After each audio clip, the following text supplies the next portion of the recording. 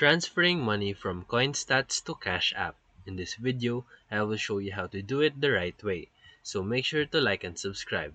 Step 1. CoinStats is a portfolio tracker. This is not a wallet or an exchange, so it does not directly hold your funds, and to move crypto, you will need to use connected exchange. Step 2. Open the wallet or exchange that you link to your CoinStats. For example, Trust Wallet, Binance, or Kraken. Step 3. In your exchange app, convert your crypto or USD to fiat currency. This step is required before sending to your Cash App. Step 4.